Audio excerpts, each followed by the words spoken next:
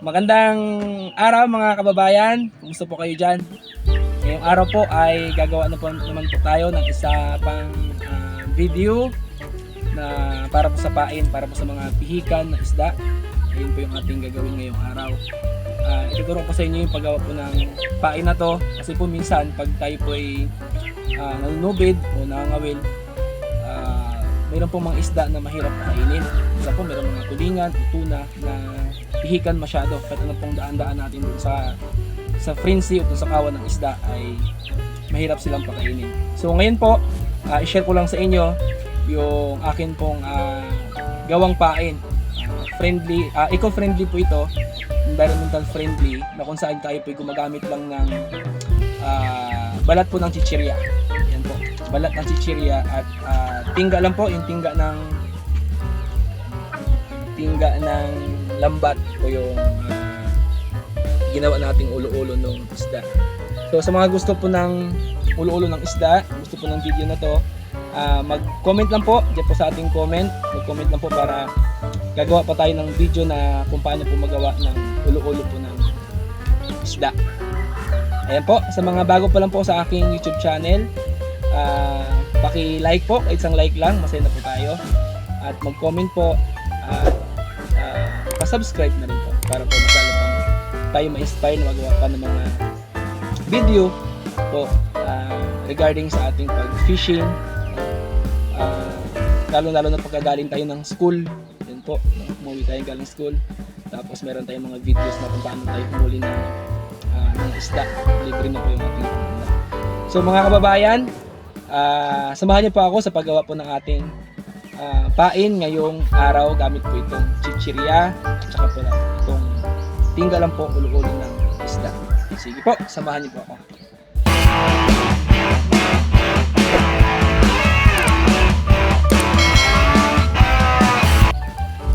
Sa unang mga kababayan, ito po yung ating gagawin. Maggupit lang po tayo nitong balat ng chichirya. Yung magandang kulay po yung kulay green o kaya kulay blue, yung ganyan po na balat ng chichirya. So mag-cut na po tayo ng sakto lang po doon sa ating ulo-ulo. Ganyan lang po yung haba niya, siguro mga 2 inches. Yan po, cut lang natin siya, and then parang medyo pa-triangle po yung kanyang style. Ganyan po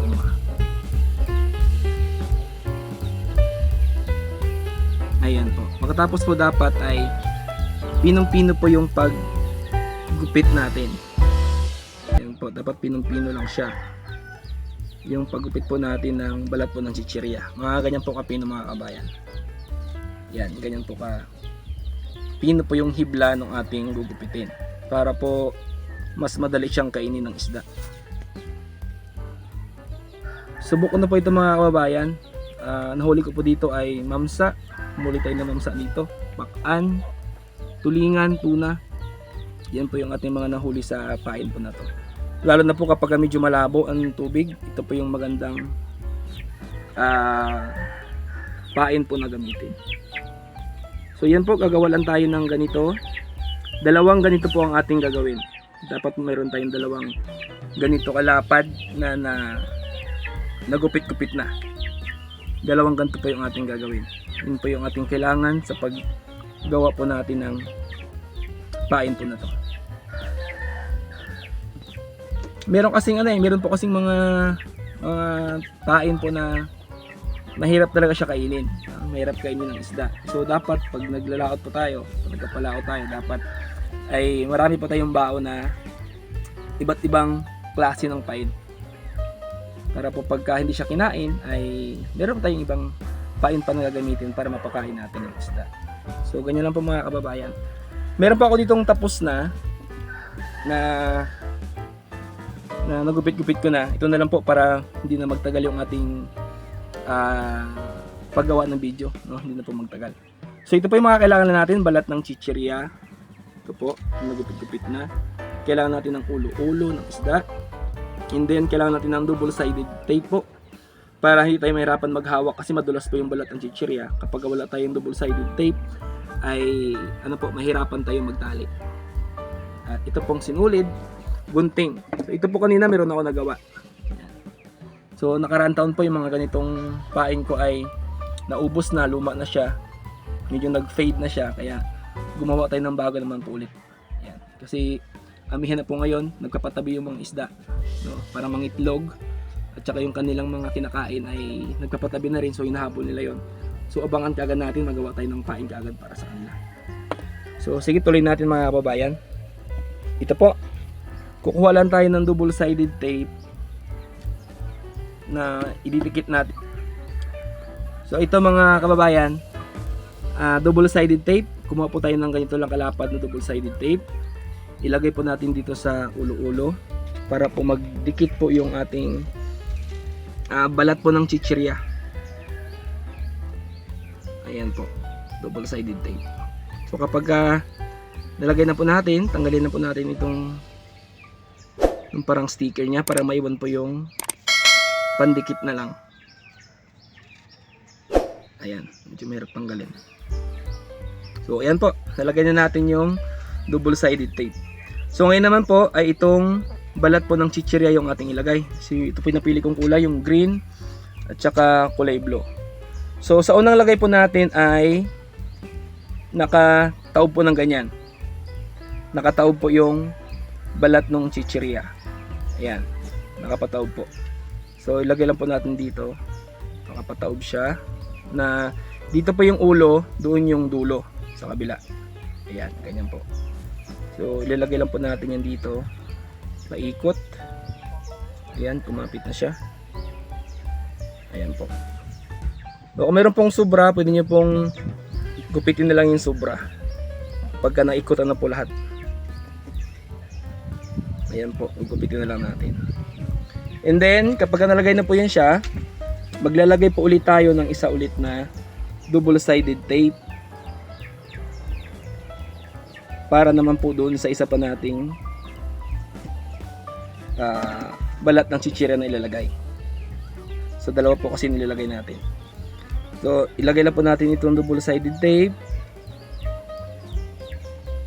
para may pagkakapitan ulit yung isa nating balat ng chichirya.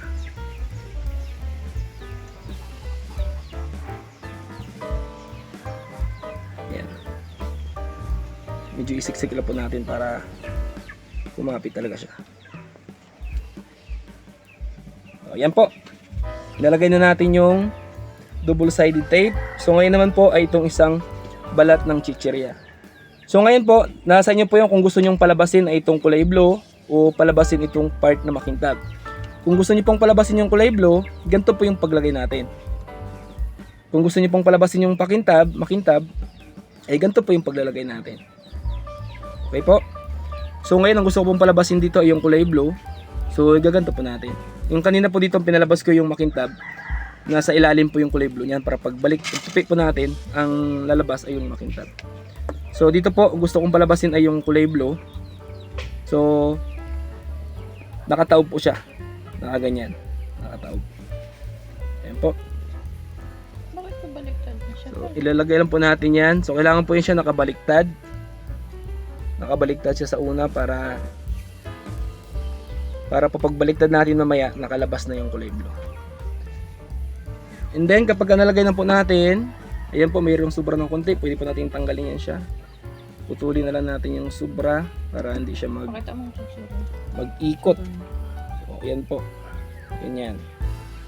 And then gagamit na po tayo ng sinulid para po talian natin yung ating ginawang pain. Ayan po.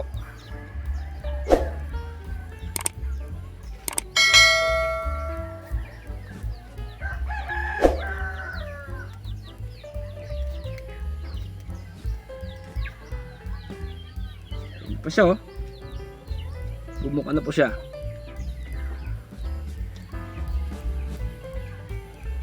Ilalak po natin mga 2 lock o 3. Depende po sa inyo. Ako po 3 pa naglalak para matibay. Ayan po, 3 lock. Ito pong isa, pwede nyo pong iikot. Ulit. Yan, para pag nilak mo ulit mamaya ay hindi na siya kakalas.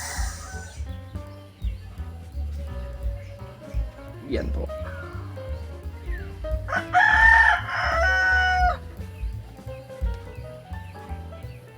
Yan, para mas matibay talaga pag-alak, pwede nyo pong gumawa po kayo ng dalawang overhand nut, and then lock. Yan po.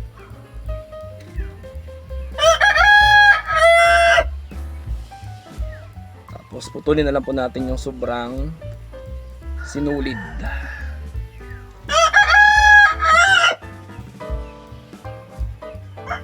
Ayan. So ayan na po siya. Ganyan na yung kanyang mukha. Ang gagawin po natin ay babalik na rin po natin siya para lalabas yung kanyang kulay. Pag ganyan po.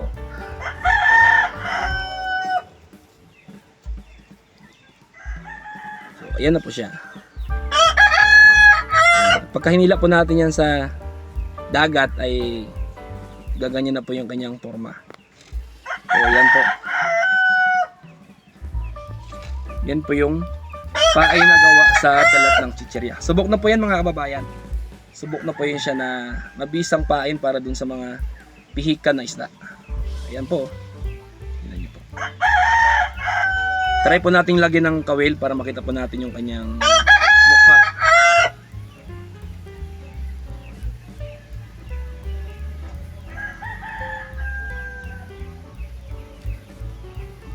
Ayan mga kababayan.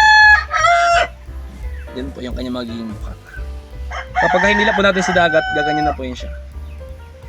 Ganyan na po yung kanya magiging mukha niyan. Pagka hinila po natin. Ayan. Balat lang po yun ng chichirya mga kababayan. So ito po, ibang style din. Tinupi ko po ng husto yung pagbalik nung